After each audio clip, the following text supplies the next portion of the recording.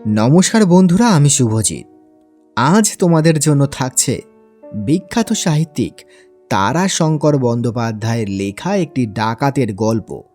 গল্পটি শুরু করার আগে প্রত্যেকবারের মতো তোমাদের কাছে আমার একটা ছোট্ট অনুরোধ, তোমরা কোথা থেকে গল্পটি শুনছো সেটি যদি কমেন্টের মাধ্যমে লিখে জানাও, তাহলে আমার এটা জেনে ভালো লাগবে যে আমার গল্পগুলি কোথায় কোথায় পৌঁছিয়েছে। তাহলে শুরু করা যাক আমাদের আজকের গল্প, ডাকাতের দিঘি। কয়েক বছর পর পর অজন্মার উপর সে বছর নিদারুণ অনাবৃষ্টিতে দেশটা যেন জ্বলে গেল। বৈশাখের শুরুতেই খাবারের অভাবে সারা দেশময় হাহাকার উঠল। রাজ সরকার পর্যন্ত চঞ্চল হয়ে উঠলেন। সত্যি দুর্ভিক্ষ হয়েছে কিনা তদন্তের জন্য রাজ কর্মচারী মহলে ছোটাছুটি পড়ে গেল। এই তদন্তে কান্দি সাব ডিভিশনের কয়েকটা থানার ভার নিয়ে ঘুরছিলেন রজতবাবু ডিএসপি, সুরেশবাবু ডেপুটি আর রমেন্দ্রবাবু কোঅপারেটিভ ইন্সপেক্টর। অতীতকালের সুপ্রশস্ত বাদশাহী সড়কটি ভেঙে চুরে গোপথের মতো মানুষের অব্যবহার্য হয়ে উঠেছে। তার উপর ডিস্ট্রিক্ট বোর্ডের ঠিকাদার মাটির ঢেলা বিছিয়ে পথটিকে দুর্গম করে তুলেছে। কোনো রকমে তিনজনে এক পাশের পায়ে চলা পথের রেখার উপর দিয়ে বাইসাইকেল ঠেলে চলছেন। বৈশাখ মাসের দুপুরবেলা দগ্ধ আকাশটা ধূসর হয়ে উঠেছে। কোথাও কণামাত্র মেঘের দেখা নেই। হু হু করে গরম বাতাস পৃথিবীর বুকের রস পর্যন্ত শোষণ করে নিচ্ছে। একখানা গ্রাম পার হতেই সামনে এক বিস্তীর্ণ প্রান্তর এসে পড়ল। ও প্রান্তের গ্রামের চিহ্ন এই প্রান্ত থেকে দেখা যায় না। দক্ষিণে বামে শস্যহীন মাঠ ধুধু করছে। গ্রামের চিহ্ন বহু দূরে কালির ঝোপের মতন বোধ হচ্ছিল। রজতবাবু ছিলেন সবার সামনে। তিনি ডেকে বললেন, নামছি আমি, আপনারা ঘাড়ির উপর পড়বেন না যেন। তিনজনেই বাইসাইকেল থেকে নেমে পড়লেন। সঙ্গীরা কোনো প্রশ্ন করার আগেই তিনি বললেন, কই মশাই, সামনে তো গ্রামের চিহ্ন পর্যন্ত দেখা যায় না। এদিকে দিবা যে অবসান প্রায়। রমেন্দ্রবাবু তার রিস্ট ওয়াচটার দিকে দৃষ্টি নিক্ষেপ করে বললেন, 6:45, এখনও তো 8 ঘন্টা। 3 কোয়ার্টার দিনের আলো পাওয়া যাবে। কিন্তু এদিকে যে বুক মরুভূমি হয়ে উঠল মশাই।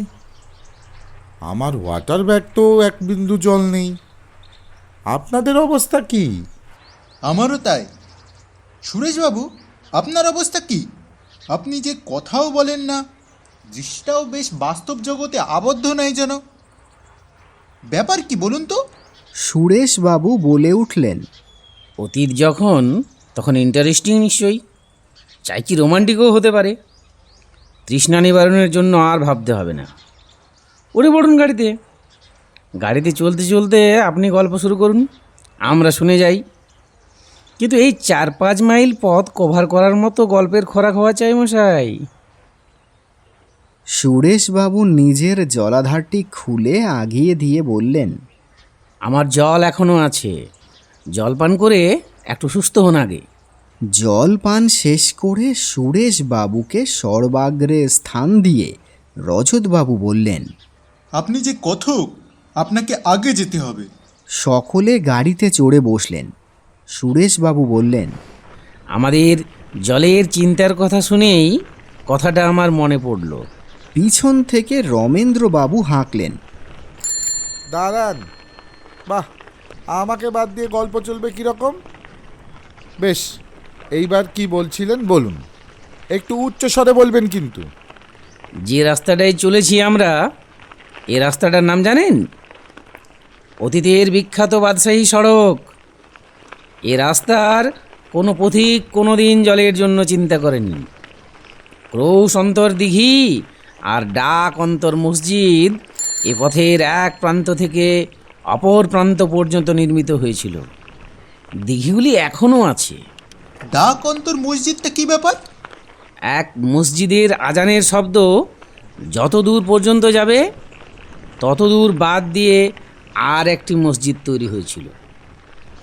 এক মসজিদের আজান ধ্বনি অপর এক মসজিদ থেকে শোনা যেত। একদিন ভাবুন, দেশ দেশান্তরব্যাপী সুদীর্ঘ এই পথখানির এক প্রান্ত থেকে অপর প্রান্ত পর্যন্ত আজান ধ্বনি ধ্বনিত হয়ে উঠত। ওই ওই ওই দেখুন, পাশের ওই যে এটি স্তূপ, ওটি একটি মসজিদ ছিল।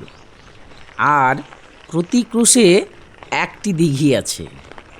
তাই বলছিলাম, এ রাস্তায় কেউ কখনো জলের ভাবনা ভাবেনি। বাদশাহী সড়ক যখন, তখন তো কোনো বাদশাহের কীর্তি নিশ্চয়। কিন্তু কোন বাদশাহের কীর্তি মশাই? ঠিক বুঝতে পারা যায় না।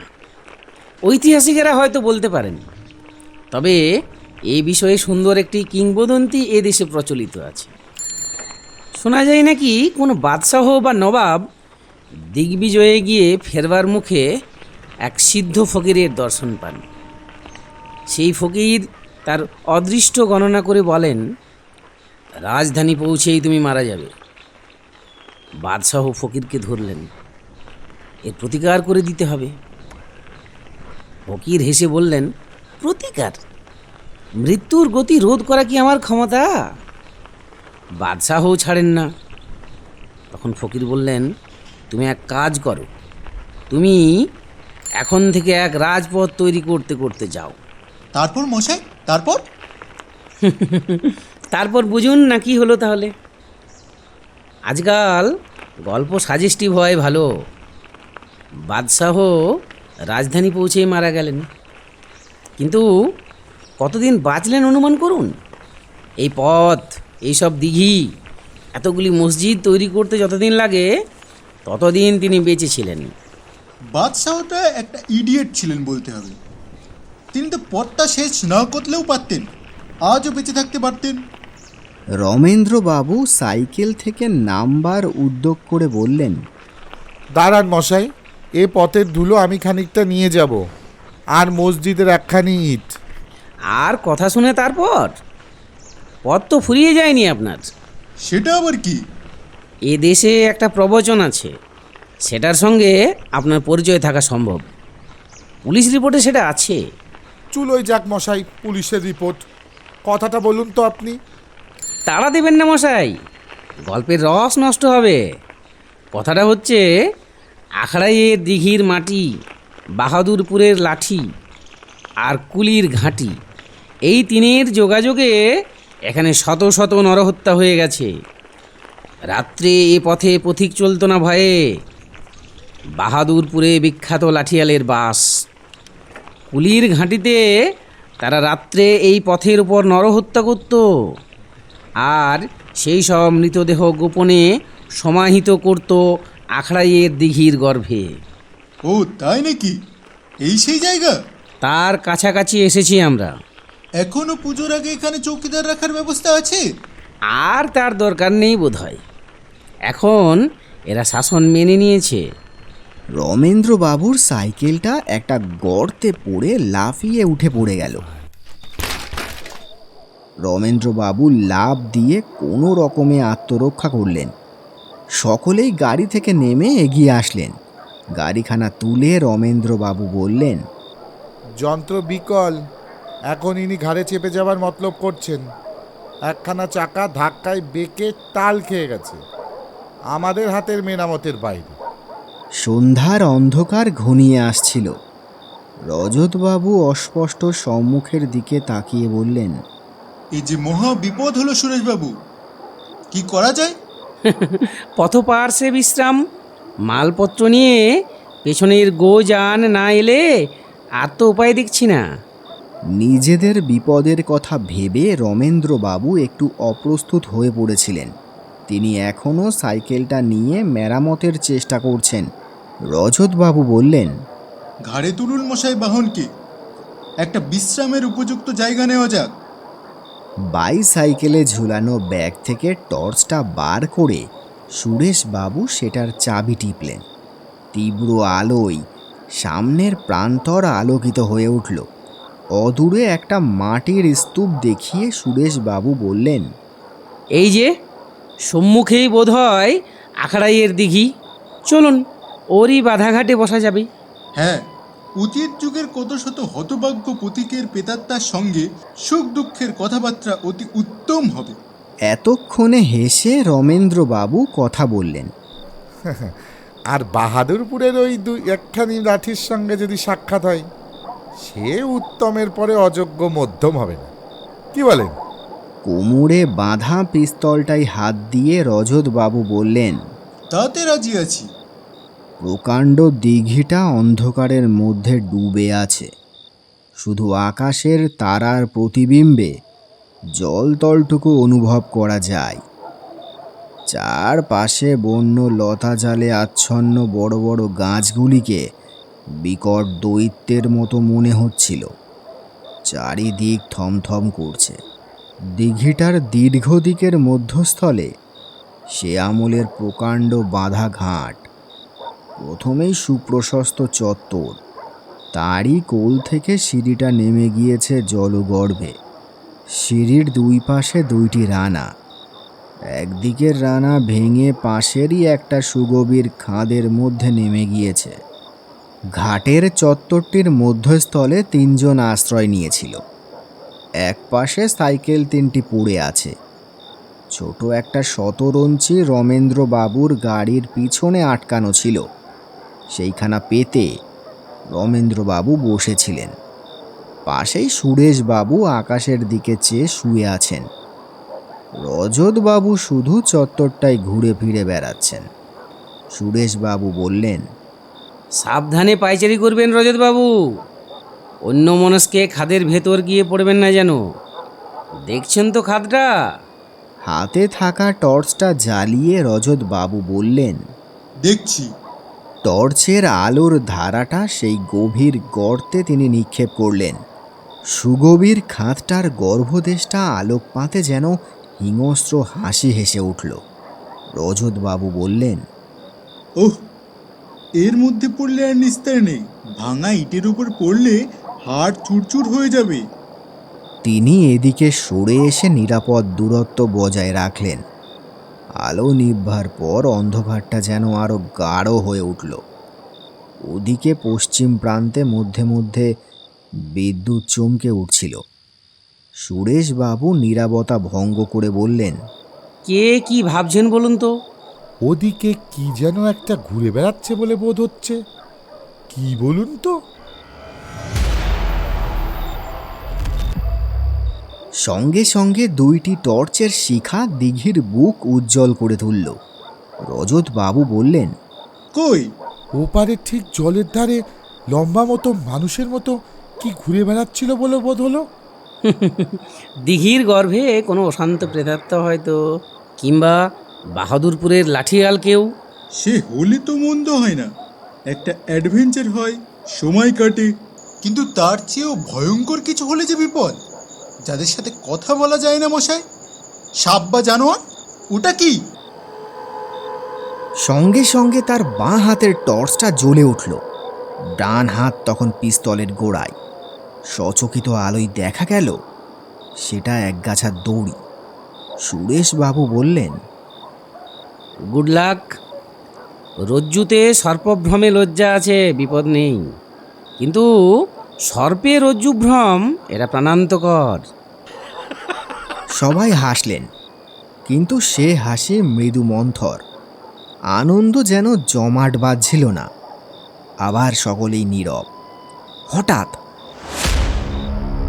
দিঘির ওদিকের কোণে জল আলোড়িত হয়ে উঠল। শব্দে মনে হয় কেউ যেন জল ভেঙে এগিয়ে চলেছে। টর্চের আলো অতদূর পর্যন্ত যায় না। আলোক ধারার প্রান্তমুখে অন্ধকার সুনিবিড় হয়ে ওঠে। কিছুই দেখা গেল না।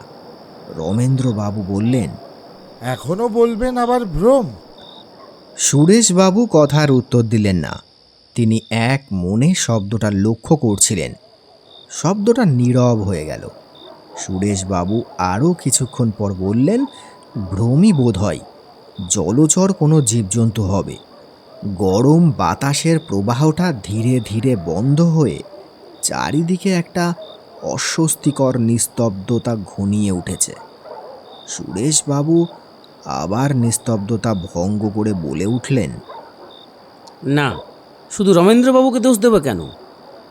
আমরা সকলেই ভয় পেয়েছি। সিগারেট খাওয়া পর্যন্ত ভুলে গেছি মশাই। নিন, একটু করে সিগারেট খাওয়া যাক। না মশাই, একেই আমি অভ্যস্ত নই, তারপর খালি পেটে শুকনো গলায় ওসব সহ্য হবে না। আসুন তবে রমেনবাবু, আমরা দুজনেই। ও ও কি? মানুষের মৃদু কণ্ঠস্বরে তিনজনেই চকিত হয়ে উঠলেন। কে যেন আত্মগতভাবে মৃদু স্বরে বলছিল, তারা তারা চরণ, এখানেই তো ছিলি, হ্যাঁ? কোথা গেল? রজতবাবুর হাতের টর্চটা জ্বলে উঠল। রজতবাবু ত্রস্ত স্বরে বললেন, এদিকে ওদিকে ভাঙা রানটার পাশে জলের ধারে, ওই ওই ওই ওই ওই কিন্তু ওই দপদপ করে কি জ্বলছে? চোখ কি? ওই ওই ওই ওই ওই ওই সঙ্গে সঙ্গে সুরেশবাবুর টর্চটাও জ্বলে উঠল। জলের ধারে দীর্ঘাকৃতি মনুষ্য মূর্তি দাঁড়িয়েছিল। আলোক ছটার আঘাতে চকিত হয়ে সে রশ্মির উৎস লক্ষ্য করে মুখ ফিরালো। রমেন্দ্রবাবু অস্ফুট চিৎকার করে পড়ে গেলেন। সুরেশবাবুর হাতের টর্চটাও নিভে গিয়েছিল। অদ্ভুত অতি ভীতিপ্রদ সে মূর্তি। দীর্ঘ বিবর্ণ চুল, দীর্ঘ দাড়ি গোফে সমস্ত মুখখানা আচ্ছন্ন, অস্বাভাবিক দীর্ঘ কৃষ্ণবর্ণ দেহখানা কাদা মাখা, কঠোরগত জ্বলন্ত চোখ দুটিতে আলো পড়ে ঝকঝক করছিল। সে মূর্তি ধরণীর সর্বমাধুর্য বর্জিত, মাটির জগতের বলে বোধ হয় না। রজতবাবু স্তম্ভিত হয়ে গেলেন। তবু তিনি কয়েক পদ অগ্রসর হয়ে প্রশ্ন করলেন, কে কে তুমি? উত্তর দাও, কে তুমি? নিথর নিস্তব্ধ মূর্তির পেশিগুলি হঠাৎ চঞ্চল হয়ে উঠল। একটা অদ্ভুত ভঙ্গিতে অধর রেখা ভিন্ন হয়ে গেল। সে ভঙ্গিমা যেমন হিংস্র তেমনি ভয়ঙ্কর। রজতবাবু আকাশ লক্ষ্য করে পিস্তলটার ঘোড়া টিপলেন।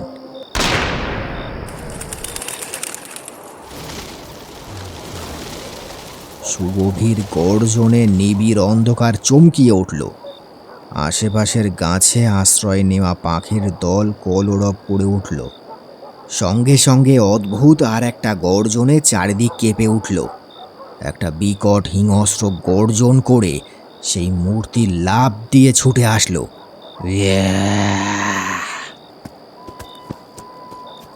সেই মূর্তি তখন জানোয়ারের চেয়ে হিংস্র উন্মত্ত। রজতবাবুর বাঁ হাতের টর্চটা হাত থেকে পড়ে গেল। ডান হাতে পিস্তলটা কাঁপছিল। অন্ধকারের মধ্যে ভারী কিছু পতনের শব্দের সঙ্গে সঙ্গে আহত পশুর মতো একটা আর্তনাদ ধ্বনি উঠল।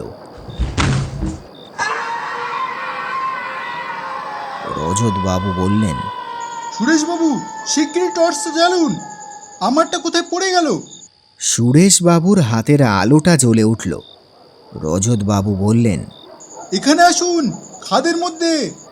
খাদের মধ্যে আলোকপাত করতেই রজতবাবু বললেন, মানুষই, কিন্তু মরে গেছে বোধহয়।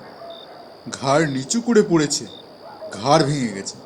সুরেশবাবু ঝুঁকে পড়ে দেখে শিহরিত হয়ে উঠলেন। ভগ্ন ইটের স্তূপের মধ্যে হতভাগ্যের মাথাটা অর্ধ পতিত হয়ে গিয়েছে। যন্ত্রণার আক্ষেপে ঊর্ধ্বমুখে সমগ্র দেহখানা কেঁপে কেঁপে উঠছে। উপর থেকে রমেন্দ্রবাবু সভয়ে প্রশ্ন করলেন, কে? ও কি কি কিসের শব্দ? কিছুক্ষণ মনোযোগ সহকারে শুনে সুরেশবাবু বললেন, গাড়ি, গরুর গাড়ির শব্দ। গন্তব্য থানায় পৌঁছাতে বেজে গেল 12টা। তিনটি বন্ধুতেই নীরব। একটা বিষণ্ণ আচ্ছন্নতার মধ্যে যেন চলাফেরা করছিলেন। শবদেহটা গাড়িতে বোঝাই হয়ে এসেছে। সেটা নামানো হলে রজতবাবু সাব ইন্সপেক্টরকে বললেন, লোকটাকে এখানকার কেউ চিনতে পারে কিনা দেখুন তো। মুখের আবরণটা সরিয়ে দারোগা চমকিয়ে উঠলেন। রজতবাবু প্রশ্ন করলেন, চেনেন আপনি? না, কিন্তু ও কি মানুষ? জমাদার পাশে দাঁড়িয়েছিল। সে বলল, আমি চিনি স্যার, এ একজন দ্বীপান্তরের আসামি। আজ দিন 7 খালাস পেয়ে বাড়ি এসেছে। সেদিন এসেছিল থানায় হাজিরা দিতে। বহরমপুরের লোক, নাম কালীভাগটি।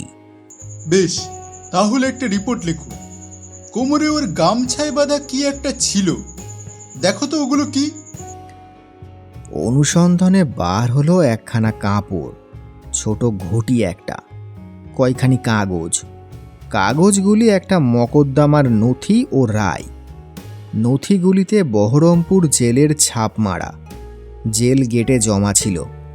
সঙ্গে একখানি চিঠি, হাইকোর্টের কোনো উকিলের লেখা। এরূপভাবে দণ্ডাদেশের গুরুত্ব বৃদ্ধির জন্য আপিল করা অস্বাভাবিক ও আমাদের ব্যবসায়ের পক্ষে ক্ষতিজনক। সেই জন্য ফেরত পাঠানো হলো। রজতবাবু নথিটা পড়ে গেলেন। সেশন কোর্টের নথি, 1908 সালের 5 নাম্বার খুনি মামলার ইতিহাস। সম্রাট বাদী, আসামি কালীচরণ বাগদি। অভিযোগ, আসামি তার পুত্র তারাচরণ বাগদিকে হত্যা করেছে। সাক্ষী 3 জন। প্রথম সাক্ষী মোবারক মোল্লা। এই ব্যক্তি বাহাদুরপুরের অবস্থাপন্ন ব্যক্তি। এই ব্যক্তিকে সরকার পক্ষের উকিল প্রশ্ন করলেন, কালীচরণ বাগদিকে আপনি কি চেনেন? হ্যাঁ, এই আসামি সেই লোক। কি প্রকৃতির লোক কালীচরণ? দুর্ধর্ষ লাঠিয়াল। আপনার সঙ্গে কালীচরণের কি কোনো ঝগড়া আছে? না, সে আমার ওস্তাদ। আমি তার কাছে লাঠি খেলা শিখেছি। তারাচরণ বাগদিকে আপনি কি জানতেন? হ্যাঁ, ওস্তাদ কালীচরণের ছেলে সে। আচ্ছা, এটা কি ঠিক যে কালীচরণ তারাচরণকে ভালো দেখতে পারতো না? না, তবে তারাচরণ খুব রুগ্ন দুর্বল ছিল বলে ওস্তাদের ছেলেতে মন উঠত না। বলতো, বেটা ছেলে যদি বেটা ছেলের মতো না হয় তবে সে ছেলে নিয়ে করব কি? তারপর বরাবরই তো সেই রকম ভাবছিল। না, তারাচরণ 12-13 বছর বয়স থেকে সেরে উঠে জোয়ান হতে আরম্ভ হলে ওস্তাদের চোখের মণি হয়ে উঠেছিল সে। কালীচরণ কি তারাচরণকে আঁকড়ায় মারতো না? হ্যাঁ, ভুল করলে ওস্তাদের হাতে কারও রেহাই ছিল না। নিজের ছেলে বলে দাবির ওপর। থাক ও কথা।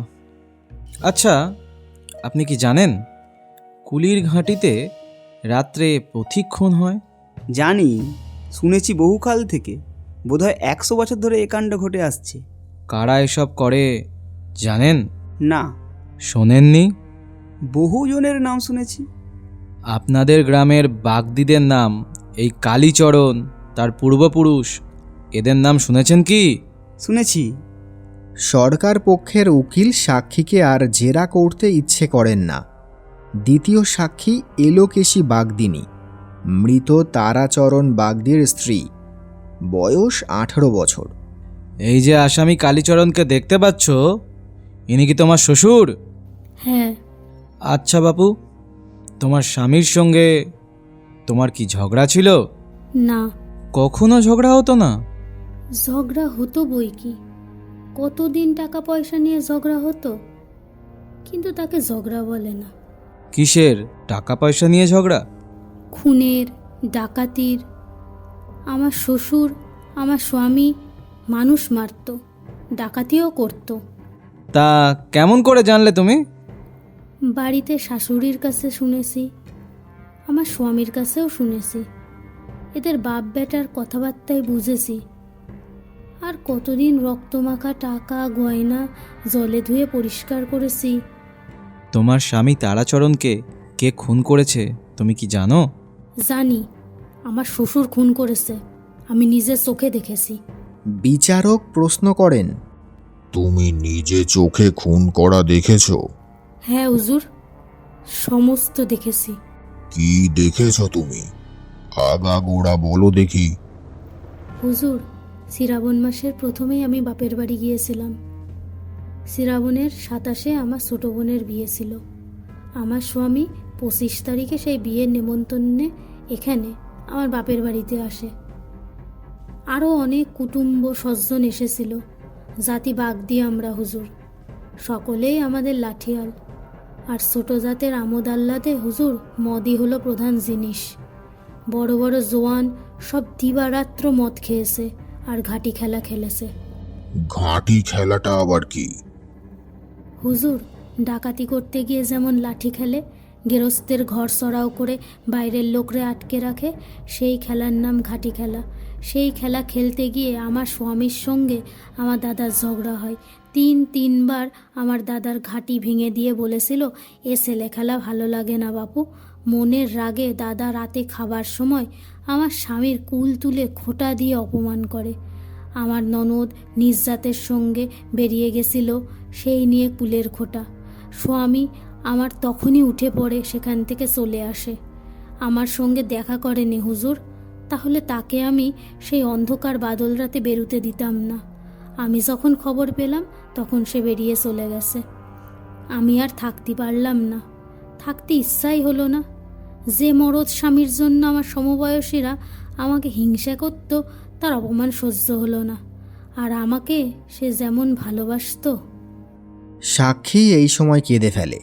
কিছুক্ষণ পর নিজেকে সামলে আবার বলে, অন্ধকার বাদল রাত সেদিন। কুলের মানুষ নজর হয় না, এমনি অন্ধকার, পিছল পথ। বারবার পা পিছলে পড়ে যাচ্ছিলাম। গ্রামের বাইরে এসে আমি চিৎকার করে ডাকলাম, ওগো ওগো। ঝিপ ঝিপ করে বৃষ্টির শব্দ আর বাতাসের গুঙানিতে সে শব্দ সে বোধহয় শুনতে পায়নি। শুনলে সে দাঁড়াতো, নিশ্চয়ই দাঁড়াতো হুজুর। তবে আমি তার গলা শুনতে পাচ্ছিলাম। বাতাসটা সামনে থেকে বইছিল। সে গান করতে করতে যাচ্ছিল। বাতাসে সে গান পিছু দিকে বেশ ভেসে আসছিল। সাক্ষী আবার নীরব থাকে। কিছুক্ষণ পর সাক্ষী আবার বলতে শুরু করলো, আমি প্রাণপণে যাবার চেষ্টা করলাম, কিন্তু পিছল পথ, তাড়াতাড়ি চলবার উপায় ছিল না। সামনে থেকে জলের ফোঁটা কাটার মতো মুখে চোখে বিঁধছিল। হঠাৎ একটা চিৎকারের শব্দ কানে পৌঁছালো, বাবা বাবা। শেষটা শুনতে পেলাম না। চিনতে পারলাম আমার স্বামীর গলা। ছুটে এগিয়ে যেতে গিয়ে পথে পড়ে গেলাম। উঠে একটু এগিয়ে যেতে দেখি একজোড়া আংড়ার মতো চোখ ধকধক করে জ্বলছে। সেই চোখ দেখে চিনলাম সে আমার শ্বশুর। আমার শ্বশুরের চোখের তারা বেড়ালের মতো খয়রা রঙের। সে চোখ আধারে জ্বলে। অন্ধকারের মধ্যে চলে চলে চোখে তখন অন্ধকার সয়ে গেছিল। আমি তখন দেখতেও পাচ্ছিলাম। দেখলাম আমার শ্বশুর একটা মানুষরে কাঁধে ফেলে আখড়াইয়ের দিঘির পাড় দিয়ে নেমে গেল। বুক ফেটে কান্না এলো, কিন্তু কাঁদতে পারলাম না। গলা যেন বন্ধ হয়ে গেছিল, চোখে যেন আগুন জ্বলছিল। আমিও তার পিছন নিলাম। তোমার ভয় হলো না? আমরা বাগদির মেয়ে, আমাদের মরদে খুন করে আমরা লাশ গায়েব করি হুজুর। আমরা লাশ গায়েব করি। আমার হাতে যদি তখন কিছু থাকতো তবে ওই খুনেকে আমি ছাড়তাম না। সাক্ষী হঠাৎ উত্তেজিত হয়ে কাঠগড়া থেকে বেরিয়ে এসে আসামিকে আক্রমণের চেষ্টা করে। তাকে ধরে ফেলা হয় ও তার উত্তেজিত অবস্থা দেখে সেদিনকার মতো বিচার স্থগিত রাখতে আদেশ দেওয়া হয়। সাক্ষী কিন্তু বলে সে সমর্থ এবং আর সে এরূপ আচরণ করবে না। তারপর সে বলে, তারপর দিঘির গর্তে দেহটাও পুঁতে দিল সে। আমি দেখলাম তখন পশ্চিম আকাশে কাস্তের মতো এক ফালি চাঁদ মেঘের আড়ালে উঠেছিল। অন্ধকার অনেকটা পরিষ্কার হয়ে এসেছে। সেই আলোতে চিনতে পারলাম খুনি আমার শ্বশুর। সে বাড়ির দিকে হনহন করে চলে গেল। আমি পিছু ছাড়ি নাই। বাড়িতে এসে লাফ দিয়ে পাঁচিল ডিঙিয়ে সে বাড়ি ঢুকলো। আমি দাঁড়ায়ে রইলাম। অল্পক্ষণ পরে কে বুক ফাটিয়ে কেঁদে উঠল। চিনলাম সে আমার শাশুড়ির গলা, কিন্তু একবার কেঁদেই চুপ হয়ে গেল। এই সময়ে আসামি বাধা দিয়ে বলে, আমি তার মুখ চেপে ধরেছিলাম হুজুর, আর সাক্ষী সাবুদের দরকার নাই। আমি কবুল খাচ্ছি আমি আমার ছেলেকে খুন করেছি। হুকুম পেলে আমি সব বলতে চাই। বিচারক এই সময় বিবেচনা করে আসামিকে স্বীকারোক্তি করবার আদেশ দিলেন। আসামি বলে গেল, হুজুর, আমরা যাতে বাগ দিই। আমরা এককালে নবাবের পল্টনে কাজ করতাম। আজও আমাদের কুলের গর্ব লাঠির ঘায়ে, বুকের ছাতিতে। কোম্পানির আমলে আমাদের পল্টনের কাজ যখন গেল, তখন থেকে এই আমাদের ব্যবসা। হুজুর, চাষ আমাদের ঘেন্নার কাজ। মাটির সঙ্গে কারবার করলে মানুষ মাটির মতোই হয়ে যায়। মাটি হলো মেয়ের জাত। জমিদার লোকের বাড়িতে এককালে আমাদের আশ্রয় হতো, কিন্তু কোম্পানির রাজত্বে, থানা পুলিশের জবরদস্তিতে তারাও সব একে একে গেল। যারা টিকে থাকলো তারা শিং ভেঙে ভেড়া ভালো মানুষ হয়ে বেঁচে থাকলো। তাদের ঘরে চাকরি করতে গেলে এখন নিজ কাজ করতে হয়, গাড়ু বইতে হয়, মোট মাথায় করতে হয়, জুতো ঘুরিয়ে দিতে হয়। হুজুর, তাই আমরা এই পথ ধরি। আজ 4 পুরুষ ধরে আমরা এই ব্যবসা চালিয়ে এসেছি। জমিদারের লোকদিগিরি, লোক দেখানো পেশা ছিল আমাদের। রাত্রির পর রাত্রি চামড়ার মতন পুরো অন্ধকারে গা ঢেকে কুলির ঘাঁটিতে ওত পেতে বসে থেকেছি। মদের নেশায় মাথার ভেতর আগুন ছুটত। সেই নেশা ঝিমিয়ে আসতে পেত না। পাশেই থাকতো মদের ভার, সেই ভারে চুমুক দিতাম। অন্ধকারের মধ্যে পথিক দেখতে পেলে বাঘের মতো লাফ দিয়ে উঠতাম। হাতে থাকতো ফাবড়া, শক্ত বাঁশের 2 হাত লম্বা লাঠি। সেই লাঠি ছুটতাম মাটির কোল ঘেঁষে।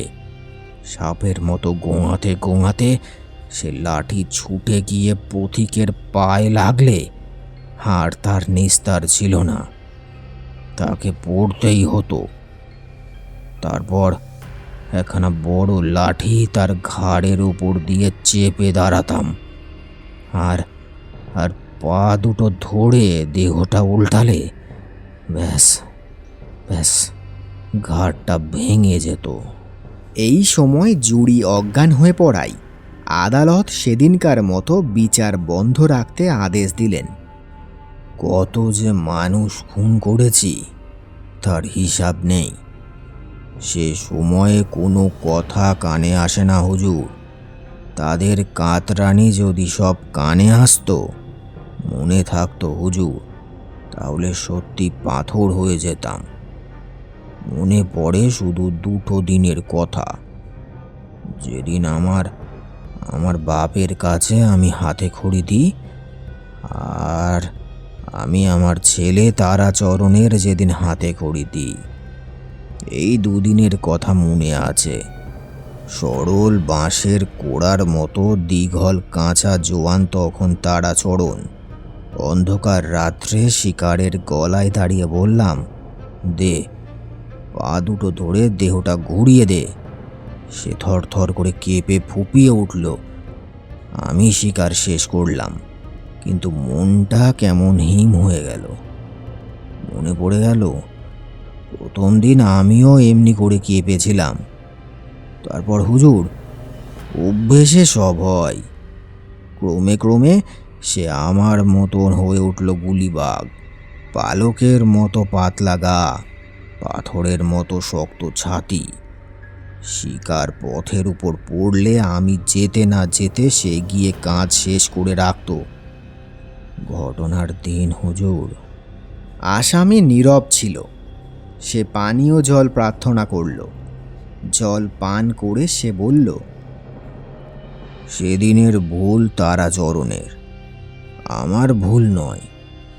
তবে সে আমার ভাগ্যের দোষ, আর নয়তো যাদের খুন করেছি তাদের অভিশাপের ফল। তবে এ যে হবে আমি জানতাম। আমার বাবা বলেছিল, আমাদের বংশ থাকবে না, নির্বংশ হতেই হবে। আবার আসামি নীরব হলো। আসামি কাতর হয়ে পড়েছে বিবেচনা করে আদালত কিছুক্ষণ তাকে সময় দিতে রাজি হলো, কিন্তু আসামি সেই সময় নিল না। সে বলল, আমার শেষ হয়েছে হুজুর, তবে আর একটু জল। পুনরায় জল পান করে সে বলে গেল, সেদিন তার আর আসবার কথা নয়। কুটুম্ব বাড়িতে বিয়ের নেমন্তন্নে গিয়ে বিয়ের রাতেই চলে আসবে এ ধারণা আমি করতে পারিনি হুজুর। সেদিন অন্ধকার রাত্রি, ছিপছিপ করে বৃষ্টিও পড়ছিল। আমার বৌমার কাছে শুনেছেন আমার চোখ অন্ধকারে বেড়ালের মতো জ্বলে। আমার চোখেও আমি সেদিন ভালো দেখতে পাচ্ছিলাম না, সর্বাঙ্গ ভিজে হিম হয়ে যাচ্ছিল। আমি ঘন ঘন মদের ভাঁড়ে চুমুক দিচ্ছিলাম। দুপ্রহর রাত পর্যন্ত শিকার না পেয়ে বিরক্ত হয়ে উঠে আসছি। এমন সময় কার গানের খুব ঠান্ডা আওয়াজ কানে আসলো। বাতাস বইছিল আমার দিক থেকে। আওয়াজটা বাতাস ঠেলে উজানে ঠিক আসছিল না।